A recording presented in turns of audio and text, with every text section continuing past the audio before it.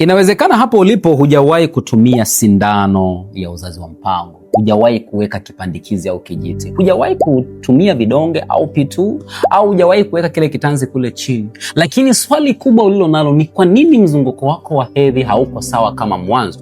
Au ni kwa nini umekuwa ukikaa zaidi ya siku 45, miezi miwili mitatu, ukipata hedhi hauipati tena, unasahau kabisa kwamba hey, nina zaidi ya miezi 4 sijaingia hedhi. Lakini huenda hapo ulipo tendo la ndoa kwako wewe ni mtihani, unaliogopa kwa sababu hakuna unachofurahia zaidi ya maumivu, unapata ukavu. Lakini pengine umekuwa ni mwanamke ambaye unapitia dalili za mimba muda wote, na ukipima kipimo cha UPT kinaonyesha si mjamzito, na pengine huenda sasa mnahangaika na mume. Akiona zile dalili anasema huenda mke wangu tayari ameshabeba ujauzito, lakini mkipima inakuwa ni mtihani. Lakini huenda uliwahi kutumia hii njia ya mpango, labda ni mara moja ulijaribu, pengine mwili ukakataa, ukaamua kuacha. Lakini tangu ulipoacha imekuwa ni mtihani, kwa sababu siku zako hazijawahi kuwa sawa, hedhi zako haziji katika tarehe zinazofanana. Lakini pia ni mwanamke ambaye umekuwa maziwa yanauma muda wote, maziwa yanajaa. Lakini pia ukiangalia mwili wako unaongezeka na hujui sasa tatizo ni hizi dawa za uzazi wa mpango ulizotumia au la. Lakini swali kubwa ni kwamba je, ulitumia mara moja? Inakuwaje kwa zaidi ya miaka 3 mpaka sasa? Unapitia maudhi mengi sana. Nikufahamishe, changamoto ni hormonal imbalance. Whether ulishafanya vipimo au hujapima, shida ni hormonal imbalance. Mwili wa mwanamke una zaidi ya homoni 8 ambazo zinamuongoza na kuratibu mfumo wake wa uzazi kwenye hedhi, na anavyoingia hedhi, anavyotoka, hisia na hata ubora wa mayai. Lakini hizi hormones kila moja inafanya kazi yake.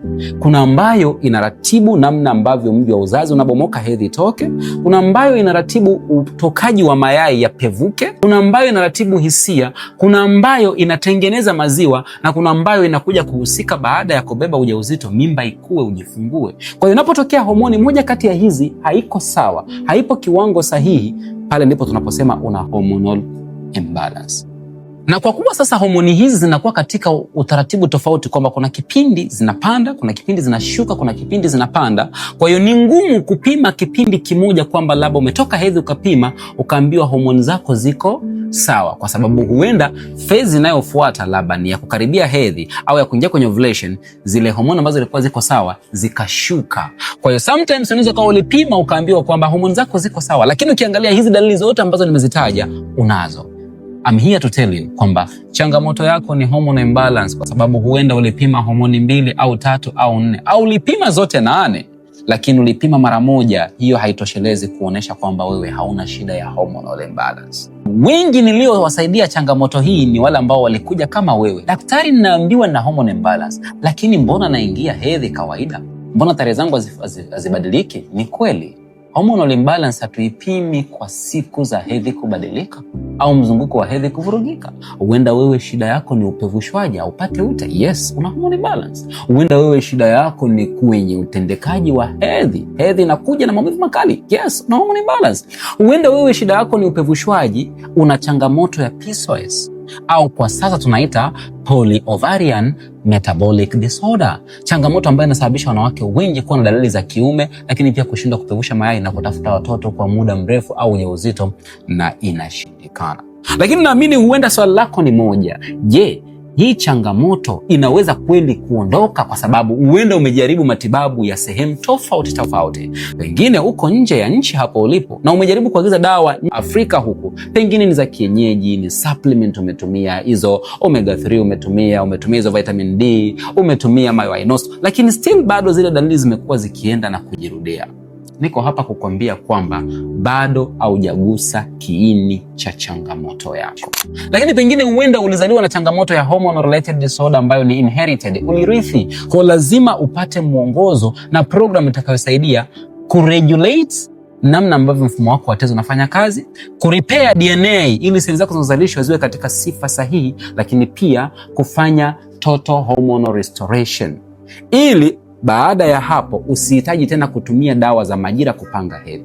Baada ya hapo usihitaji tena Dofaston ili upate hedhi. Baada ya hapo usihitaji tena Primolutein ama Northisterone ili uweze kukatisha hedhi ambayo inaenda muda mrefu. Baada ya hapo usihitaji tena M2 tone. Baada ya hapo usihitaji tena dawa za kusaidia kutengeneza ute. Usihitaji kutumia maji ya bamia, karafuu ili upate ute, kwa sababu umesharatibu kile ambacho ni kiini cha wewe kupata changamoto ya hormonal imbalance.